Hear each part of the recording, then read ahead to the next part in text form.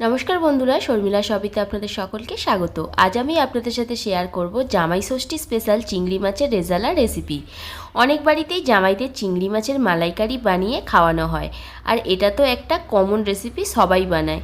এবারে জামাই ষষ্ঠীতে তাহলে চিংড়ি মাছের একটু অন্যরকম রেসিপি বানিয়ে জামাইদের খাওয়ার মেনুতে দেওয়া যাক। তাই তো নিয়ে চলে এসেছি আজকের আমার এই রেসিপি।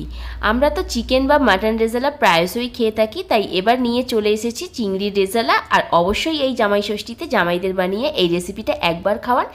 চলুন তাহলে আজকে চিংড়ি মাছের রেজালা রেসিপিটি শুরু করা যাক। সবার প্রথমে এখানে একটা পাত্রের মধ্যে আমি চিংড়ি মাছকে ভালো করে ধুয়ে পরিষ্কার করে নিয়েছি। তাতে পরিমাণ মতো হলুদ গুঁড়ো আর পরিমাণ মতো নুন দিয়ে ভালো করে চিংড়ি মাছটাকে আমি নুন হলুদটা মাখিয়ে নিচ্ছি। এরপর এই রকম মাপে ছোট ছোট কাঠিকে আমি কেটে রেখেছি। এবার চিংড়ি মাছের মধ্যে এটাকে দিয়ে দিচ্ছি ভিতরে ভালো করে, যাতে চিংড়ি মাছগুলো ভাজার সময় গুটিয়ে না যায়। আবার আপনারা চাইলে এটা টুথপিকও ব্যবহার করতে পারবেন, আবার না চাইলে এটা আপনারা নাও করতে পারেন।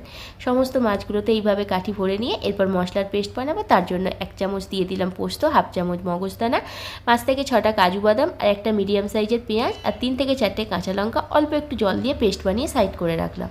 এরপর ফ্রাইং প্যান গরম করে তাতে পরিমাণ মতো সর্ষের তেল গরম করে নুন হলুদ মাখানো চিংড়ি মাছগুলো দিয়ে দিলাম। এবার চিংড়ি মাছের দুটো সাইড একটু ভালো করে বেশ লাল করে ভেজে নিয়ে মাছগুলোকে এবার আমি এই তেল থেকে তুলে নিচ্ছি। সমস্ত মাছগুলোকে তেল থেকে তুলে নিচ্ছি, একটা পাত্রে রেখে দিচ্ছি। এবার এই তেলের মধ্যেই আমি দিয়ে দেবো 1/2 চামচ ঘি। আপনারা চাইলে এখানে বাটারও দিতে পারেন। এরপর দিয়ে দিলাম গোটা গরম মশলা, তাতে আছে দারচিনি, লবঙ্গ, ছোটো এলাচ আর গোলমরিচ। এরপর যে পেস্টটা বানিয়ে রেখেছিলাম সেই সমস্ত পেস্টটা আমি এর মধ্যে দিয়ে এবার ভালো করে মশলাটাকে একটু কষিয়ে নেব। মশলাটা যাতে পুড়ে না যায় তার জন্য অল্প একটু মিক্সি জারটা ধুয়ে জলটা ব্যবহার করলাম। এবার জলটা দিয়ে ভালো করে মশলাটাকে কষিয়ে নিচ্ছি। যখন দেখবেন ভালো করে মশলাটা কষানো হয়ে গেছে তখন পরিমাণ মতো নুন দিয়ে আবারও ভালো করে মিশিয়ে নিতে হবে।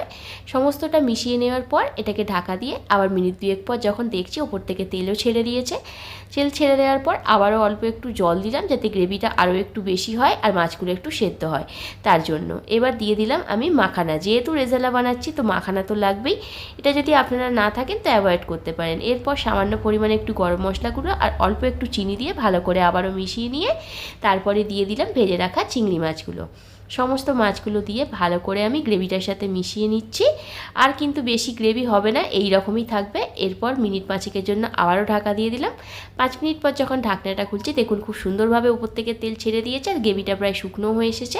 আজকের কিন্তু চিংড়ি মাছের রেজালা রেসিপি পুরোপুরি রেডি হয়ে গেছে। এবার এটাকে আমি নামিয়ে সার্ভ করে দিচ্ছি। আজকের রেসিপি যদি আপনাদের ভালো লেগে থাকে তাহলে ভিডিওটিতে লাইক, কমেন্ট অ্যান্ড সাবস্ক্রাইব করবেন।